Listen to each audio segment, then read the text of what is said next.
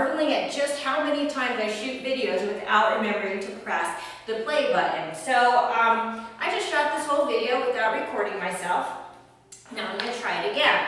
We're going to practice today building arm strength for Chaturanga Dandasana. I just made that Chaturanga video that a lot of people watched and kept saying to me, oh, but I don't have the upper body strength for that. Now, first of all, I disagree. Okay, I think everybody has the strength to do this. We just got to get the strength up here. But in this imaginary world where you don't have the strength and you're looking to build the strength so you can do that beautiful Chaturanga, let's do it. We're going to need a strap today, okay?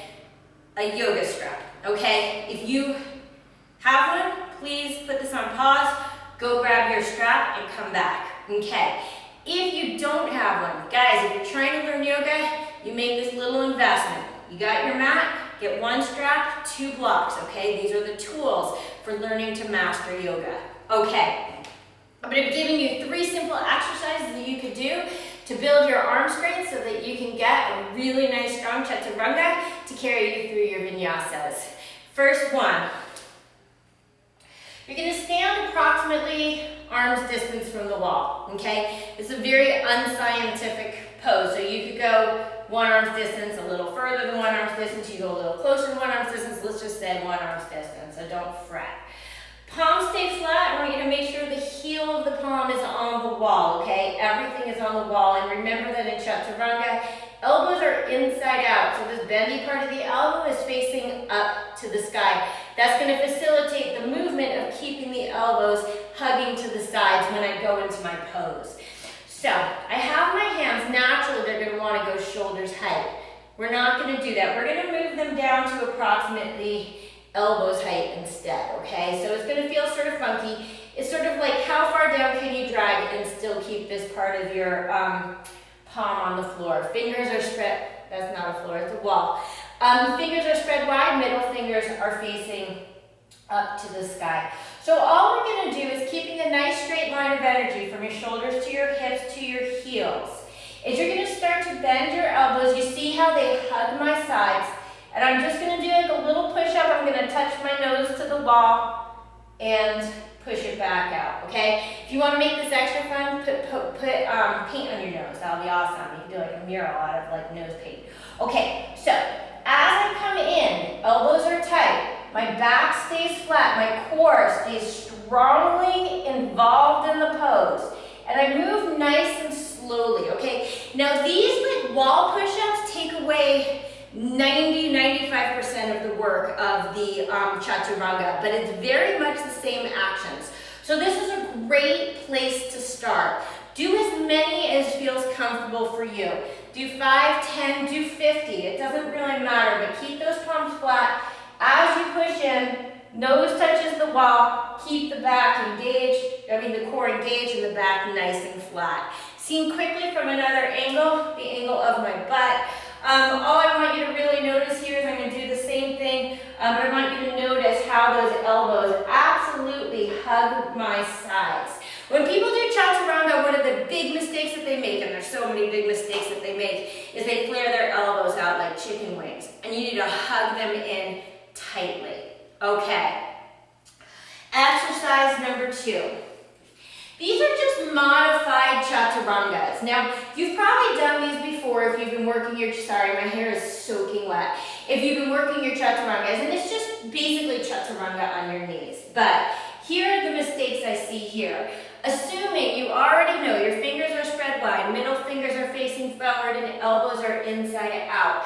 I see people who start from essentially a tabletop position. These push-ups tend to look something like this.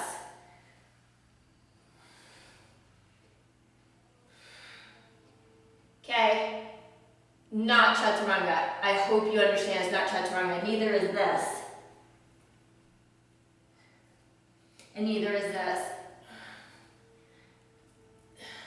Okay, so we're going to try instead to maintain a straight line of energy from shoulders to hips to knees. Okay, usually we would say heels, but our heels are not really involved in this game. So instead of having that tabletop position, I'm going to move my knees backwards. So now I have more or less a straight line of energy, shoulder, hips to heels. How does this maintain a line of energy? Well, I have to maintain my core strength. Watch my Secret to All of Yoga video if you haven't already. That's going to explain how to maintain that. And I maintain lots of energy in my legs. With my elbows inside out, I have to make sure to maintain this flat back. What I see in most people, and when I say most people, I'm talking like 80% or more of people who try to do push-ups on their knees, is all they do is they drop their hips, put their shoulders in their ears, look up. This is everything that a Chaturanga isn't, okay? So instead, straight line of energy, knees, hips, shoulders, and crown of the head. Elbows are inside out. As I lower, I'm going to move sort of forward as if to bonk my head on the wall. Keeping my core engaged and my thighs engaged and my elbows tight. You can see how now my back stays flat and I'm isolating just the arms instead of working into the low back. If you ever feel any pressure in your low back, you're doing it wrong. Okay? If you're feeling pressure in your low back, it means that you're dumping into your low back and you must engage your core. If you're not sure if you're dumping into your low back, take a video of yourself. I mean, it's fascinating watching videos of me, but watch yourself sometimes. It can teach you a lot about what's working and what's not working with your alignment. Okay, final one, number 3. Get your strap. So this one I discovered sort of on accident. This was a while back when I was trying to learn how to do crow to handstand, and I had a strap on, not a strap on. I didn't have a strap on. Okay, let me clear the record on the strap on bit. I had a strap on. Got it? Okay. I had a strap on my arms, and you want your strap about shoulders distance apart. Now, if you have one of these stretchy straps, you want it so that if you were to stretch it out, it would be shoulders distance apart. You see how my elbows wind up just wide of my ribs. That's what you want on this one. But anyway, so I had this on. I was doing the handstand or the crow to handstand and then through the vinyasa. But I didn't have time to take off the strap in the middle of all that. So as I was lowering to Chaturanga, it was like an aha moment. Check this out. If you got your strap, you're going to be ecstatic about this. This is so cool. So you're going to come into your plank position. So we're going to come into a full plank. Now this seems like it's going to be really hard, right? Because like a full plank. So therefore we must be going into a full Chaturanga. It's not. This is just amazing. So you come into your Chaturanga, your plank position, middle fingers facing forward, fingers spread wide, elbows inside out, shoulders rolled back and down. My core is engaged, my thighs are engaged. Now, keeping everything engaged on the bottom. So remember, you're never going to dip into your hips, not even a little bit. Keeping everything engaged here. I'm going to get really, really bold in bending those elbows, and I'm going to bend them 90 degrees so that what happens is my body actually gets stuck in the sling of this strap. So it's going to teach me what does it feel like to be in a Chaturanga. How low do my elbows need to bend? How low does my chest need to be, my gaze? And then keeping your core and legs engaged, you're going to do the push-up straight back up. Now, remember, top of push-up, we call a plank, right? A nice, straight, flat board. Okay, when we go halfway down, we call it Chaturanga Dandasana, 4-limb staff pose. A nice, straight, flat stick, in essence, right? What do these two things have in common? Nice, straight, and flat. Now, I'm hoping that you're nice, because being nice is a big part of yoga, right? Our yama or niyama, be nice, okay? But the straight and flat part, that might take a little bit of extra work. Even though this is a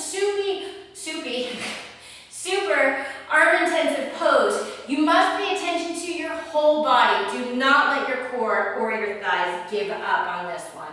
So again, from my plank position, keeping my neck long, my legs strong, and my core fully engaged, I'm going to lower down until my body gets stuck on the strap. You see how my elbows are hugging the sides of my body. And even as I go back up, my elbows stay tight.